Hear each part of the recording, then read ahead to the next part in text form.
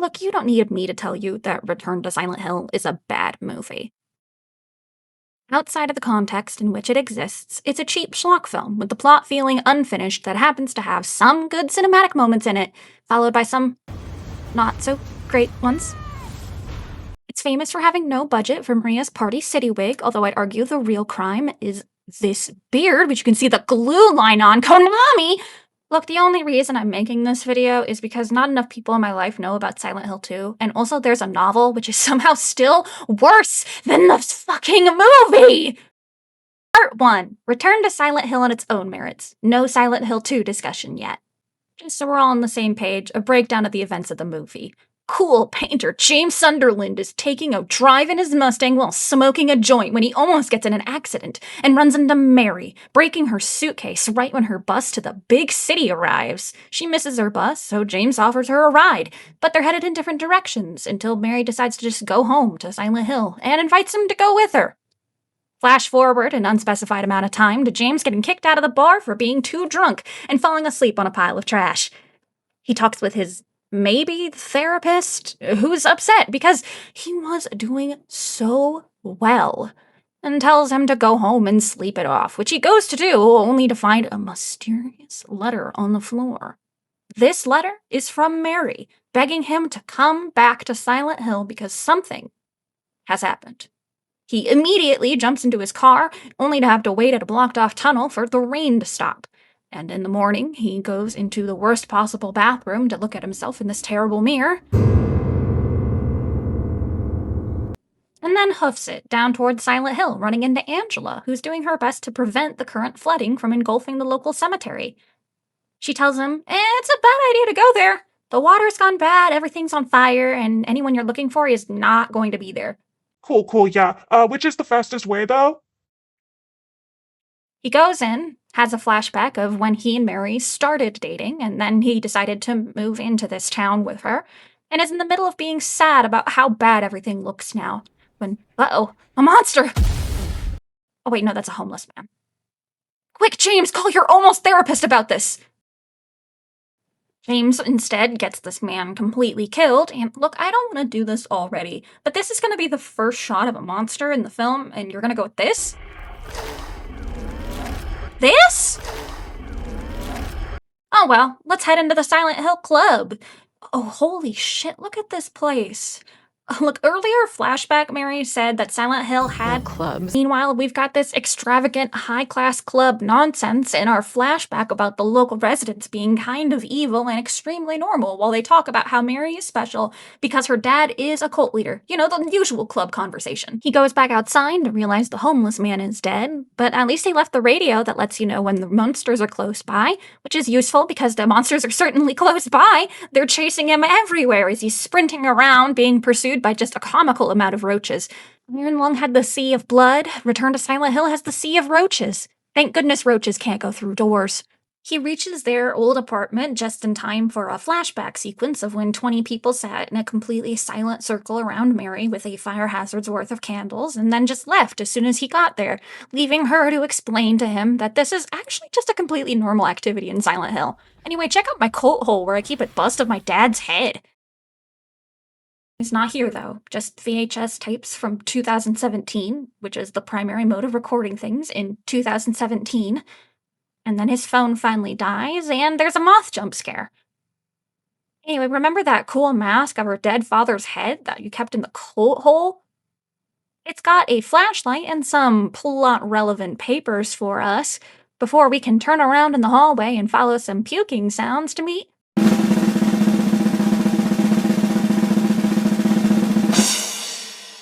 this guy. This is Eddie. Hey, Eddie, do you know where Mary is? Fuck you, you weirdo. Everyone here is dead, and despite the fact that I'm covered in boils and shit, I love it here, cause everyone's dead. I'm like the fucking Joker, man. I'm crazy. Alright, enough of that, asshole. We hear a baby cry and go around the corner to find Laura, who's the most stereotypical creepy little girl you can find in any horror movie. James tries to get her to come out of the crawl space, Eddie beats him up, and calls him Jimmy boy! And now, okay, like, we'll talk about the novel later, but you guys need to hear the first entrance of Pyramid Head. His muscular torso was wrapped in bandages. His lower half was covered by the shredded remains of a butcher's smock. His powerful arms were thick with veins and laced with scar tissues. In his right hand, he clutched the hilt of a massive serrated sword. James had never seen a sword blade as broad as this one, nor as long.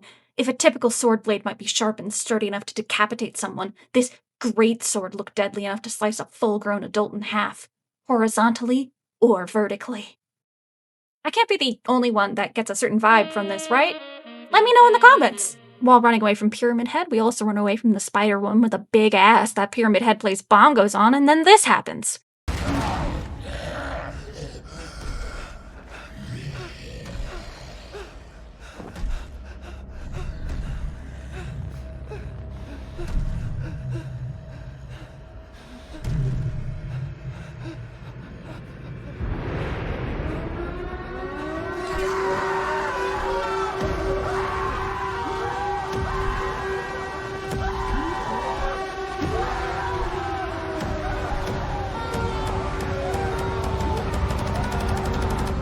We wake up to being back with Angela, who is reminding James that she did, in fact, try to warn him about this place being super kind of evil, but instead he does his best cop impression and assumes she's going to stab him from 3 feet away.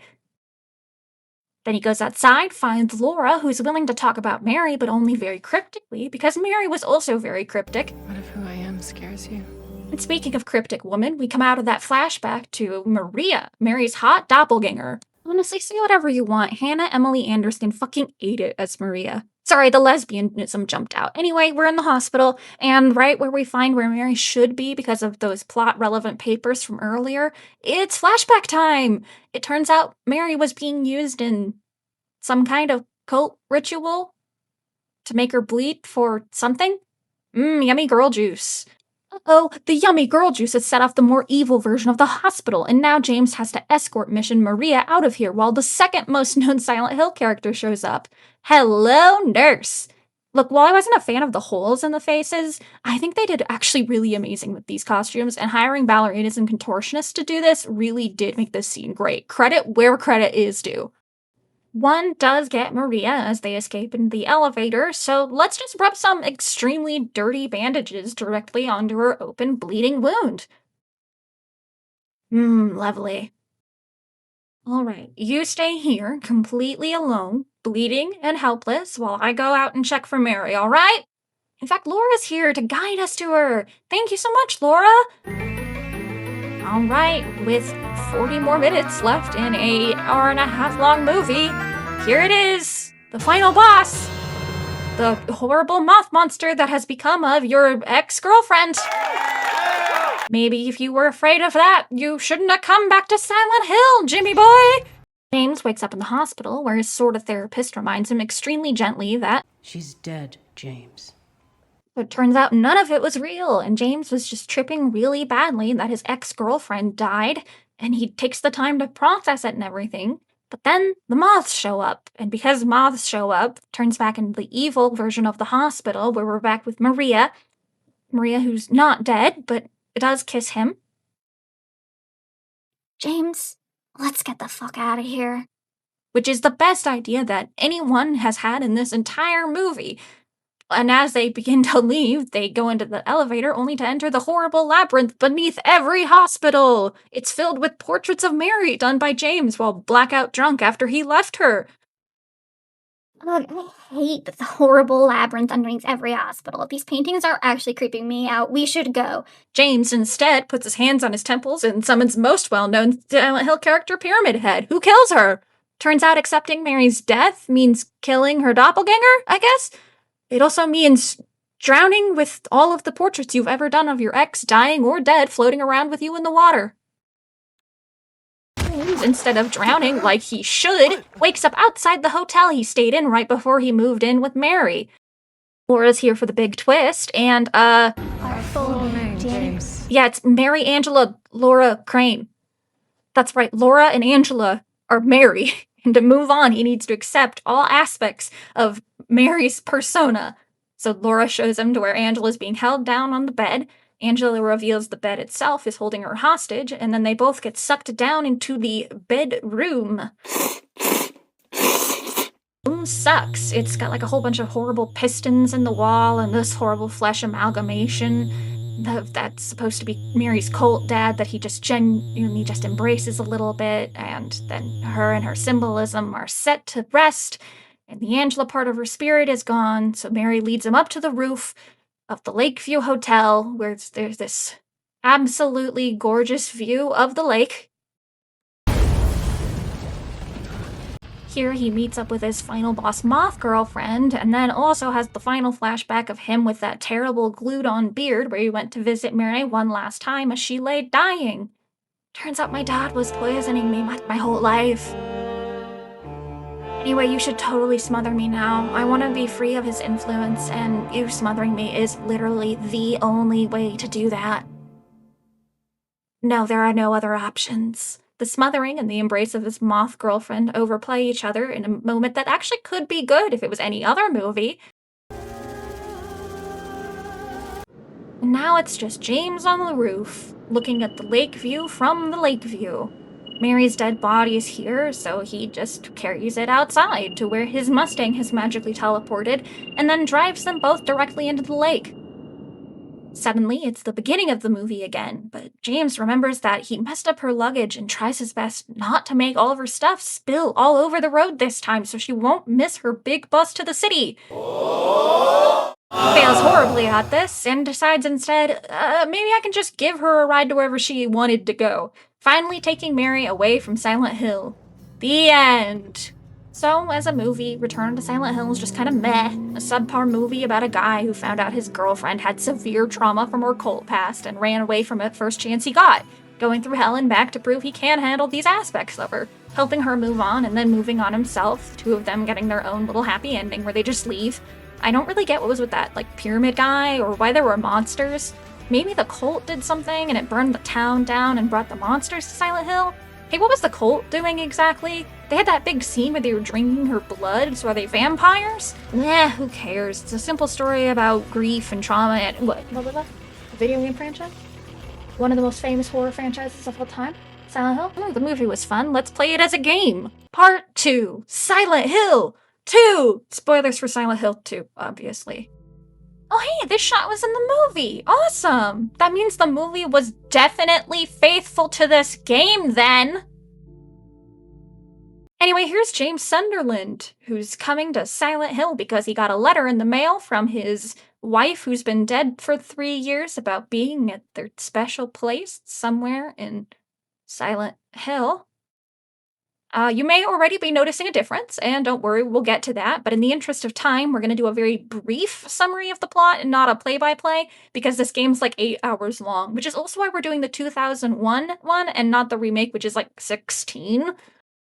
He runs into Angela in the cemetery, who warns him that something is kinda wrong with this town. But, whatever, James doesn't have time to care about any of that. His dead wife could be here. So instead, he goes into town and does a lot of video game stuff, like finding keys to open doors, or fighting monsters, or finding keys to open doors, solving puzzles, or whatever this is.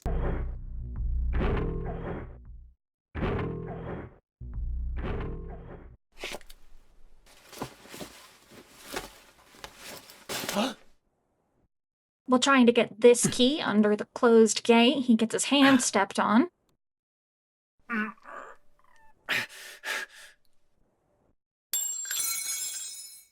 Ow! Hey, wait! Damn it. Well, that wasn't very nice. Hopefully the next person we meet, Eddie, is a lot nicer. Well, he's puking and telling us that he totally didn't do anything to the body that's in this apartment. It was like that when he got here. He swears.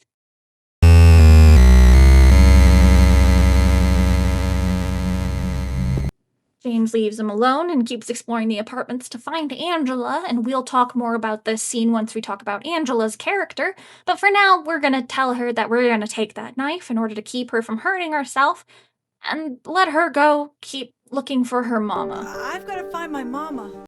Oh my gosh, that little girl from earlier is telling us that we never even loved Mary anyway. How rude! But speaking of, hey Mary, what is with this outfit? This is actually Maria, and I hate to do it again, but we'll talk more about her later as well. So for now, let's just go bowling instead. I'll wait here. I hate bowling.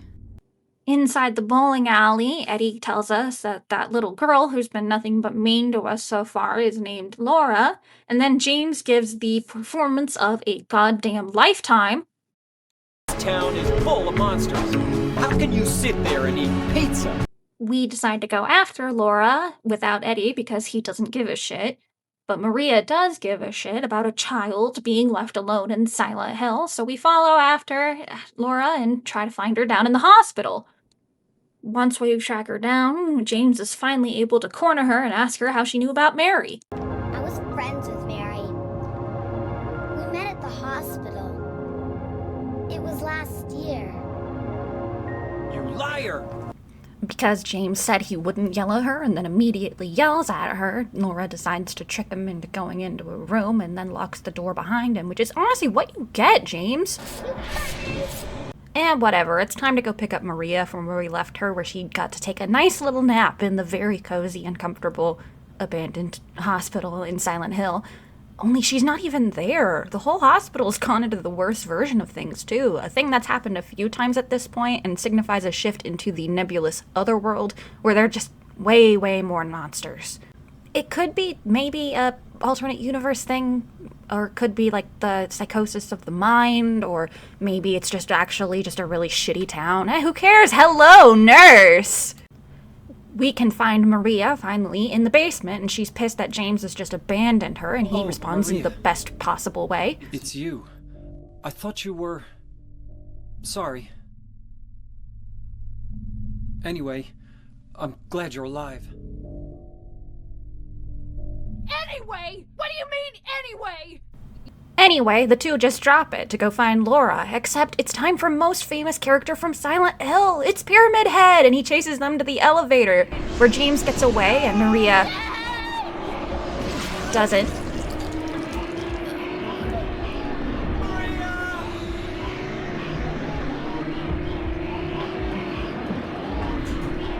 Well, at least he can finally get out of the hospital. Yay! Silent Hill is a messed up town where the labyrinth that's supposed to be underneath every hospital is actually underneath the police station. So James jumps down into a giant hole and finds Maria sitting behind some prison bars and tells him, no, she did not die. You just got separated. Now can you pretty please open these bars? Look, she's really good at the girl boss and the gaslight part, but it's having a bit of a time with the gatekeep. James goes around and does some more puzzle bullshit like you do in Video's game, only to find out later that her murdered corpse is left behind. And by the way, speaking of murder, here's a newspaper clipping in the next room talking about how Angela murdered her father after years of abuse by him and her brother.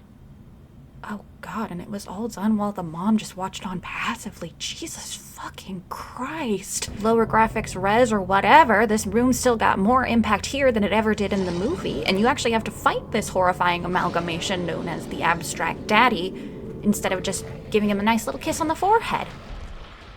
Once defeated, Angela has a fully justified rant about how men are sick and only really want one thing, and how James is not really that different because he didn't even want Mary around anymore once she started getting sick, and woof, that was a lot for one room.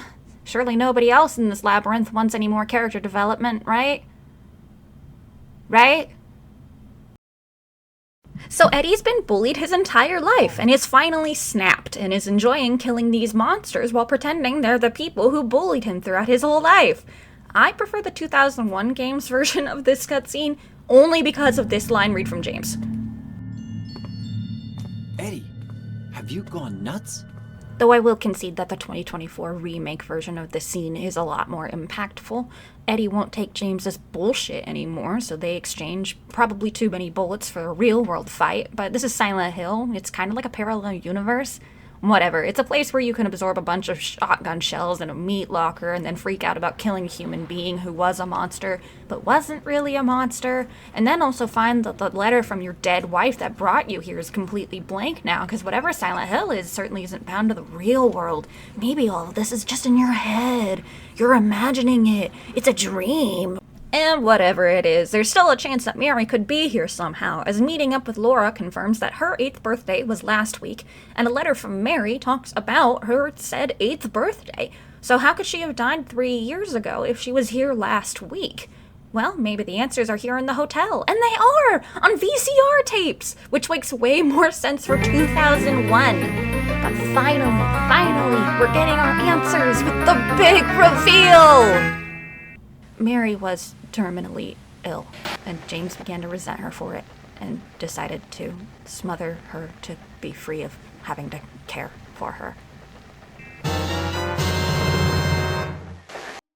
He admits this to Laura, who takes it very well. I hate you, I hate you, I hate you! James is about to just kind of give up and go home when the voice of Mary asks him to come to the roof, and on his way there, he runs back into Angela, and we will come back to this scene later. But the important thing to note is that this is the moment we get confirmation that Silent Hill's other worlds are different depending on who they are for. In the lobby, he finds Maria again, tied up upside down and immediately killed by not just one, but 2 Pyramid Heads, as James realizes that Pyramid Head is a representation of his guilt and his need to flagellate himself for what he's done.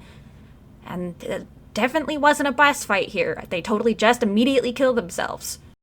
On his walk finally up toward the roof, we get what is presumably the last conversation he ever had with Mary playing in the background, and it's honestly just a truly haunting moment. Tell me I'll be okay. Tell me I'm not going to die. Help me. And now it's time for the final boss.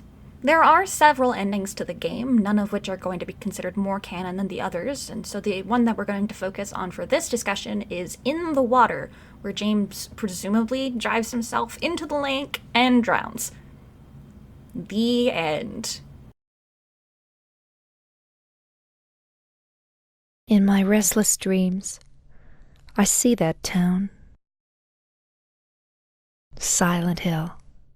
Yeah, you might be noticing there's a bit of a difference where the movie makes him completely innocent, whereas in the game he explicitly killed his own wife because he was sick of caring for her, and that guilt drove all the monster designs, such as the famous Pyramid Head, a representation of that guilt, the executioner, that's ready to punish him, dragging that heavy blade behind him, a symbol of death passed to James from Angela, while still being capable of extreme harm. If you ever hear Silent Hill fans getting mad that Pyramid Head is in anything that isn't Silent Hill 2, this is why. He's so thematically tied to James that being elsewhere is kind of like having a shark in a desert. The bubblehead nurses are representations of repressed sexual longing for the nurses that were treating Mary. Note how the faces are completely hidden, but they're all wearing those XXX parody costumes complete with the impractical heels that make them walk in their iconic freaky way. Then there are some that didn't even make it to the movie, like the flesh lip or the lying figure, both representations of Mary dying in her bed, and also the mandarin, which clings to the grates below your feet and lashing at you, a representation of something clinging to life but still hurting you. And then there's the mannequin, which I don't really need to explain further than showing you. It's kind of just 2 pelvises stapled together to make a crotch spider. Everything in Silent Hill 2 gives the sense of death and decay. The town itself is being swallowed by this ominous fog, and everyone here acts slightly off, slightly uncanny. James's other world is made of rusted and bloodied metal, the monsters all being flesh mixed with their bandages, and the only other people here are all dealing with their own traumas, presumably their own monsters, and nobody is interested in being helpful. The only one that is, Maria, acts so weird and uncanny that people are still arguing about who or what she's supposed to be 25 years later. Silent Hill 2 remains this beautiful game about what guilt and trauma can do to someone, whereas Return to Silent Hill wants to be a tragedy of a cool artist guy getting to fight scary monsters that represent the trauma of his ex-situationship, and everything's actually one guy's fault. It's Mary's horrible cult dad, and you might have noticed I didn't mention the cult once in describing Silent Hill 2. Minute! They're not a part of the story! Part 3. Silent Hill 3, the game Christoph Gans wanted to make a movie about. But what about Silent Hill Revelation? Christoph didn't make that one. He made the 2006 Silent Hill, the one that's famous for trading out Harry for a woman because no father would care about his missing daughter. Dad's caring meant that Downpour was completely out, and Travis was in Revelations, even if only for like a minute, so we're not getting Return to Silent Hill Origins over here. F wasn't out when he was working on this. Silent Hill 4 has too many women that are too different to be combined into one single conglomerate, and Homecoming's basically already kind of the game version of what he's already doing with this movie. Anyway, I can tell that what Silent Hill 3 is what he wishes he was making, because Return to Silent Hill is already trying to be Silent Hill 3, but just with James as a protagonist. It has your kinda witty, blonde, tragic daughter of a cult leader that wants her back so they can use her to resurrect an ancient god, which is at least something tangible, unlike what the cult in Return to Silent Hill is doing. Seriously, there's like barely any information on this in the book. At all.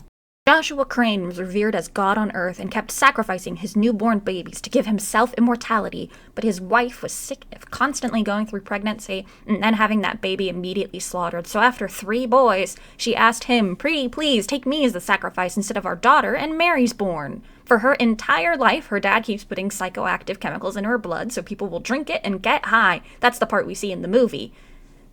Then he decided one day to peace out and left the cult wondering what to do, so they think Mary will help them ascend somehow. But then she gets terminally ill, and they all decide to kill themselves so they die before her, and she can carry their souls up to silent heaven. When before you think, well, surely he's trying to get Mary pregnant to continue sacrificing babies for his immortality. No! Joshua Crane decided to just be mortal after she was born, so at no point is any kind of incest abortion mentioned, which means that this dead baby Laura is carrying around should be one of her brothers. But this is never mentioned either in the movie or the book, and why also only one of her brothers and not the other 2? We can't have some kind of horrible hodgepodge triple baby in a Silent Hill movie? Christoph Gans has done really well to keep his personal life off of the internet, so I don't actually know if he has kids, and I can only hope and pray he does not, especially no daughters. Look, the cult stuff's always been the weakest part of Silent Hill lore, and if you don't believe me, the only game that sold worse than the game fully focused on the cult stuff, Homecoming, was the Book of Memories game stuck on the PS Vita. At this point, if you want to focus on the cult stuff so badly, why not go with one of the games about the cult stuff? I mean, I get why not Homecoming, but this game's drowning in birth and sex imagery and cult stuff, and has the most famous fake out of the series. Talking about the monsters? Monsters? They look like monsters to you? Oh no. Don't worry. It's just a joke. But sure, let's just take the game with the least amount of cult stuff and shove it in there, and then let's just make all the women into one single woman. Fuck it. Mary, Angela, Laurel, Cheryl, Maria, Heather, Lisa, Claudia, Alessa, Cynthia, Dahlia, Eileen Crane. Part 4, The Room. Not actually about Silent Hill 4, I just thought the title would be funny. Speaking of shoving stuff in, the first time I saw this in the movie, I almost walked right out of the theater. Remember earlier when I said I'd talk about this scene later? Well, it's later, so let's talk about the character that's fucked over the most by Return to Silent Hill. Let's talk about Angela Orozco. Angela is the first person we meet in Silent Hill 2, and she immediately sets the tone of not quite rightness because she's usually jumpy and timid, only to blurt out that I'm not lying! when James ignores her warnings about the town. The next time we see her is the mirror room, and the clip is short enough, so I'm here, James. just watch it. Angela. Angela, okay. I don't know what you're planning, but there's always another way. Really? But you're the same as me. It's easier just to run. Besides, it's what we deserve. No, I'm not like you. You were afraid. I'm sorry. It's okay. Did you find your mother? Not yet. She's not anywhere. Did she live in this apartment building? I don't know. So, all you know is she lived in this town. What did you say?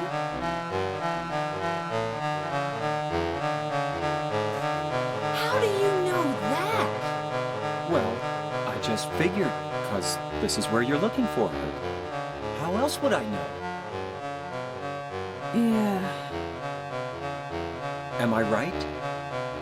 I'm so tired. So, why did you come to this town anyway? I'm sorry. Did you find the person you're looking for? Not yet. Her name's Mary. She's my wife.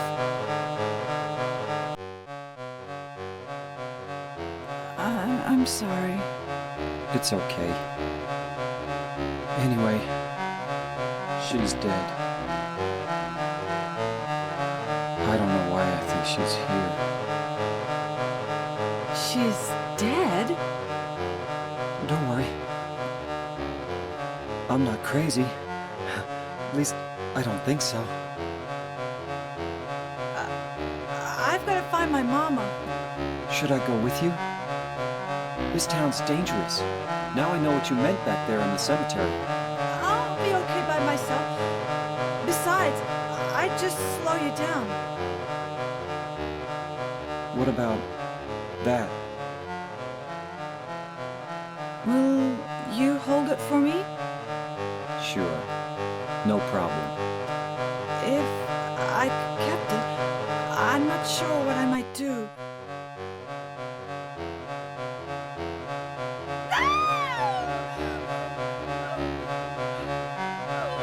I'm sorry. I'll be bad. Don't!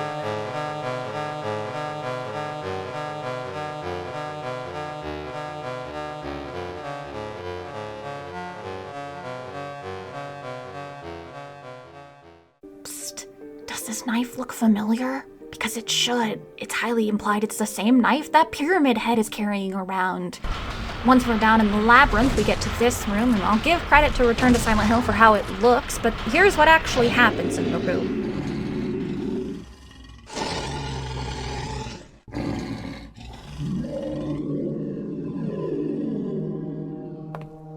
Are you okay?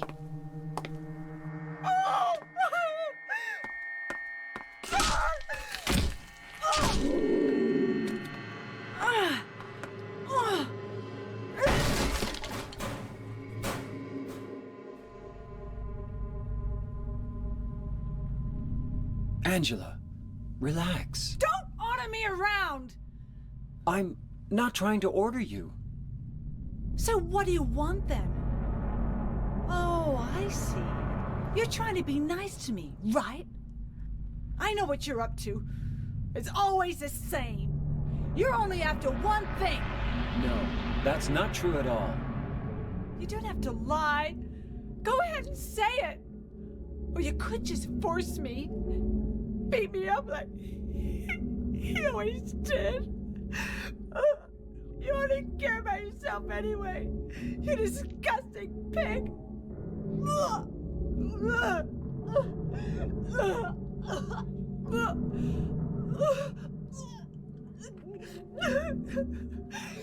Angela. Don't touch me! You make me sick.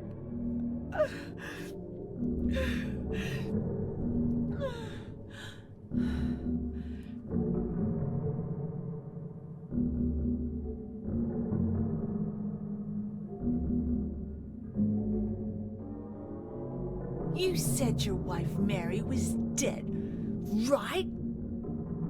Yes. She was ill.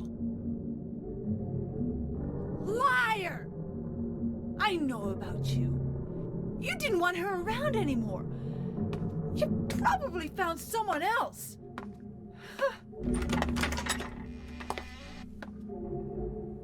That's ridiculous. I never...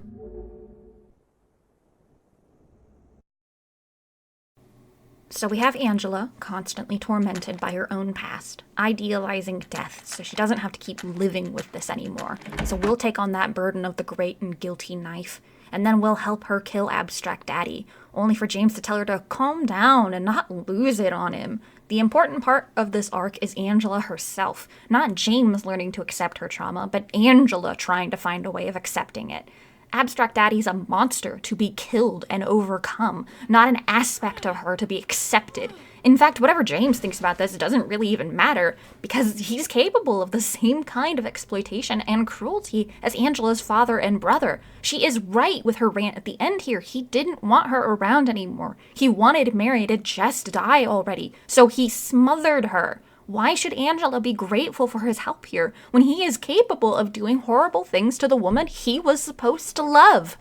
Which brings us to one of the most iconic scenes in horror video game history, the staircase. Since I did the other two, let's just watch it.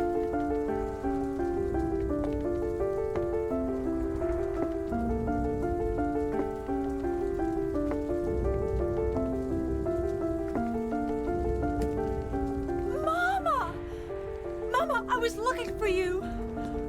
Now you're the only one left. Maybe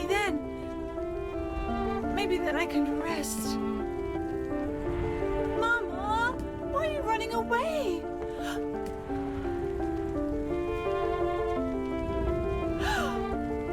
You're not my mama. It's you. Oh, I'm sorry. Angela, no.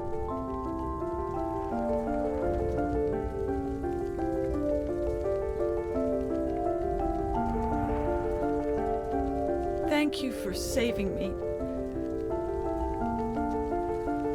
But I wish you hadn't. Even Mama said it. I deserved what happened. No, Angela, that's wrong.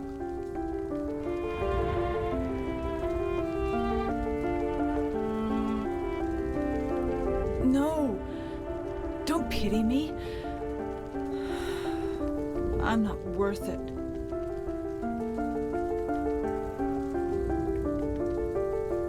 Or maybe you think you can save me. Will you love me? Take care of me? Heal all my pain?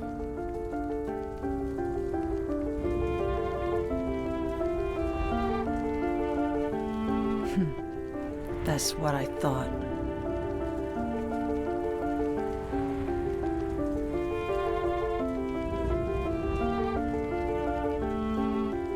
James, give me back that knife. No, I won't. Saving it for yourself? Me? No, I'd never kill myself.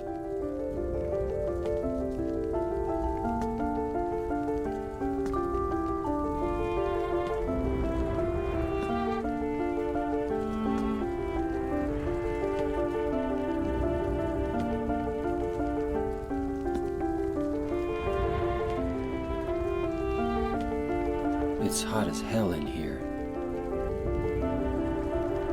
You see it too. For me, it's always like this.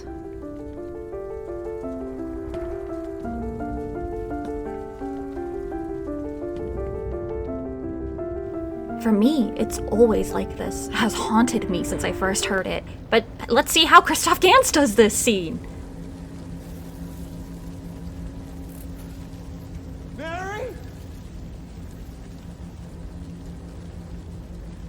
No, wait!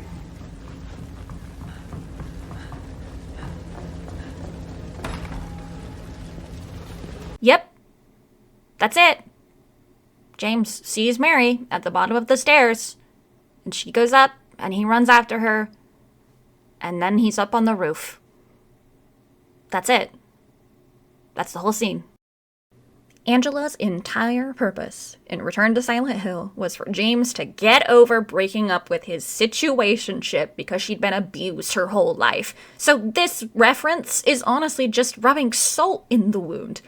This shot's not needed. Nothing happens here. I mean, honestly, the novelization is even worse because James is just so unnecessarily hostile to Angela in his own thoughts all the time. I remind you that he absolutely assumed that she was going to stab him in this scene, despite her being A, nowhere near him, and B, actively backing away. And she's also the only character in the entire book he assumes is on drugs 3 times.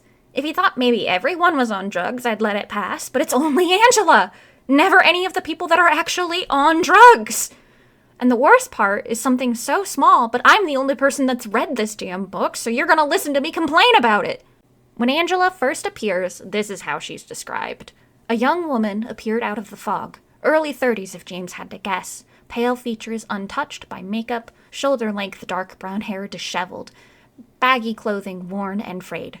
She wore a dark gray, long-sleeved sweater over light gray pants. Between her bland, unassuming appearance and the lack of any color in her wardrobe, she could have been a physical manifestation of the fog. But when Angela has her big moment and we're going into the flesh room, James thinks this. He considered the possibility she was high or hallucinating. Her face was smudged either from dirt or mascara smeared by her tears. Who did this? John Passarella, was it you?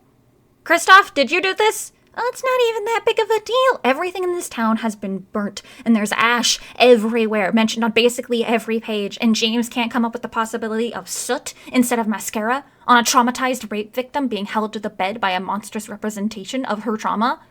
A representation which he goes and then embraces lovingly, as if he's the one that needs to get over it, but also getting over it means summoning Pyramid Head to kill Maria, so how does that work?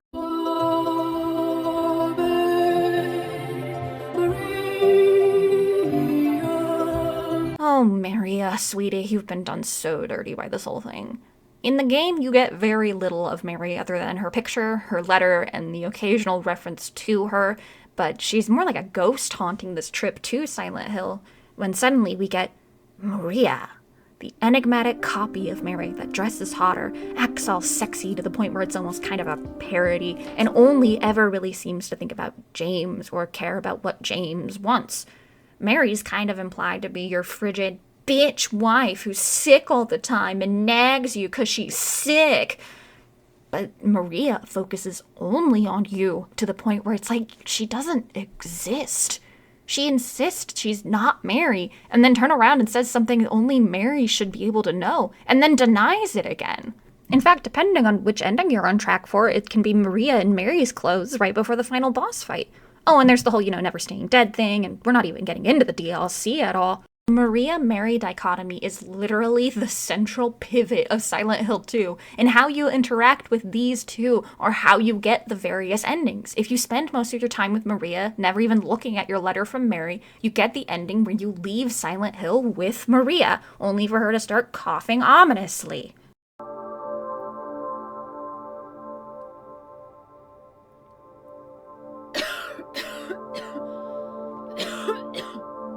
Do something about that cough.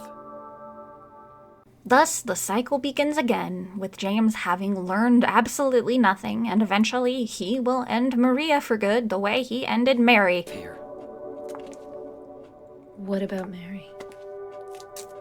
It's okay. I have you. Meanwhile, return to Silent Hill, James spends most of the time he's with Maria trying to leave her behind or ignoring her. Like in that dizzying scene in the elevator where it's just her yelling while the camera spins. Whee! It's especially weird because he decides that Maria isn't real and therefore kills her before he starts to collect all the pieces of Mary.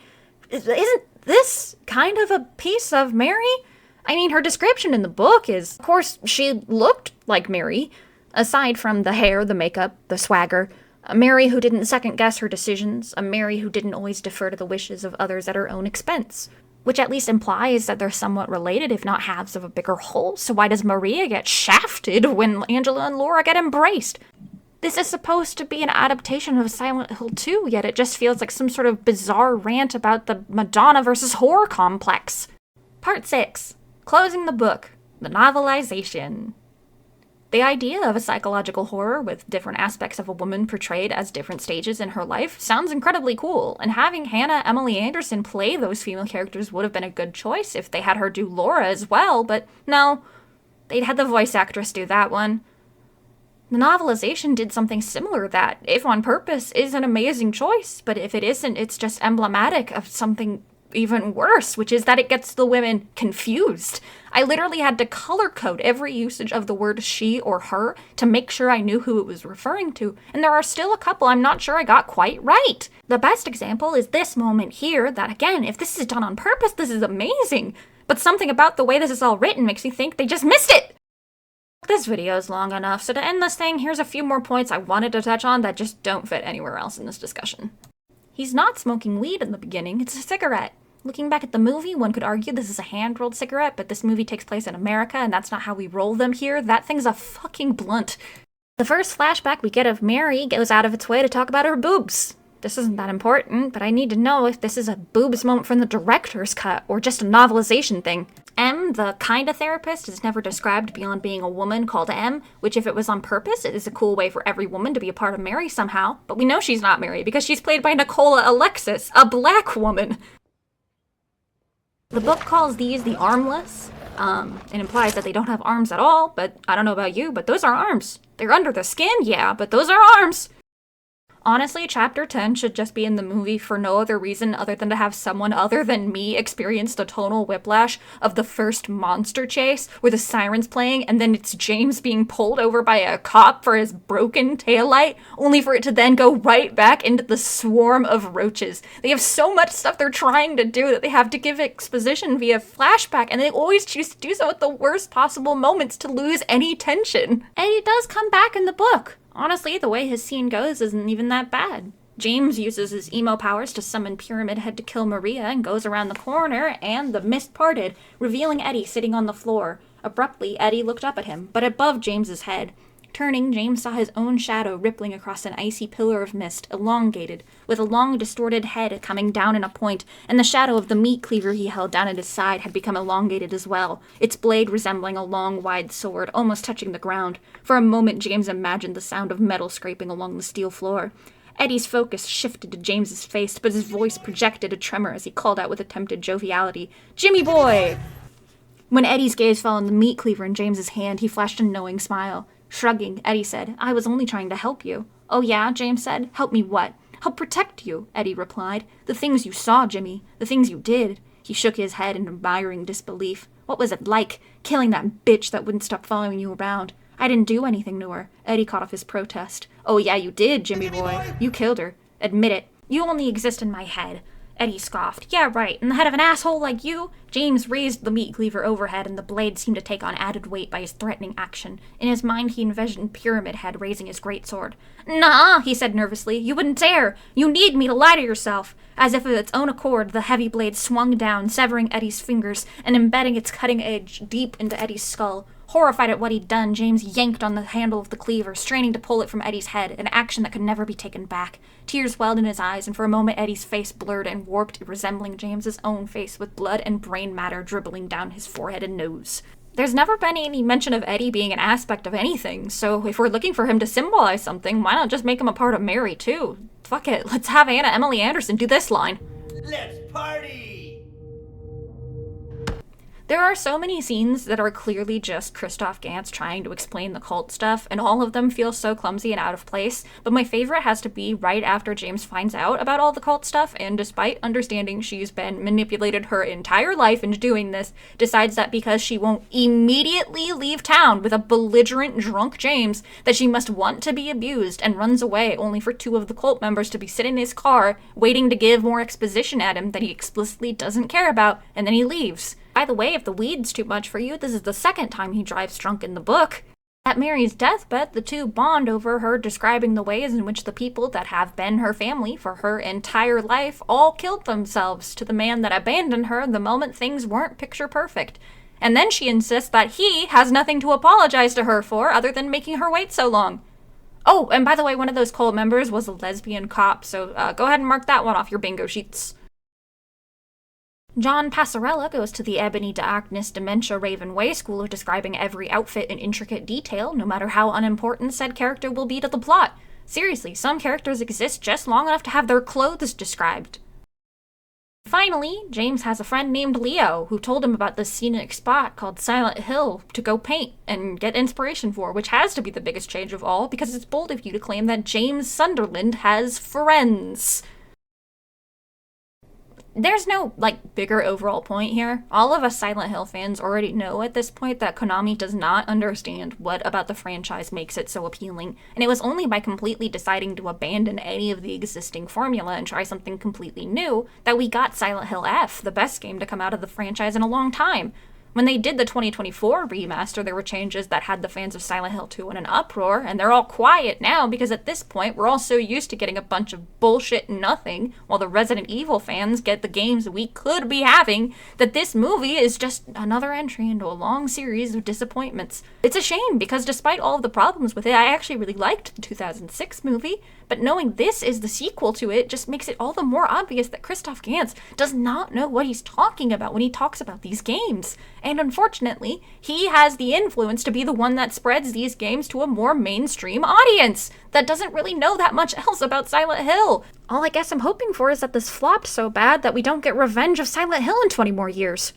The other option I'll accept is Christoph Gans' extremely weird interpretation of the circumcision theory. That one's just for you nerds that are too deep in the Silent Hill lore. Oh, right. Call to action or something. Go play Silent Hill 2. Or if you don't like playing scary games, there are so many Let's Plays of Silent Hill 2 out there. And if you're looking for any video essays about Silent Hill 2, I have a couple that I'll put on screen here by MerkKK. I'll also have links in the description. They touch a lot more on stuff that I wanted to talk about, but she does it way better than I ever could. Plus, she did an entire video on the 2024 remake and all of its changes. Consider subscribing. Anyway, bye. Gimme boy!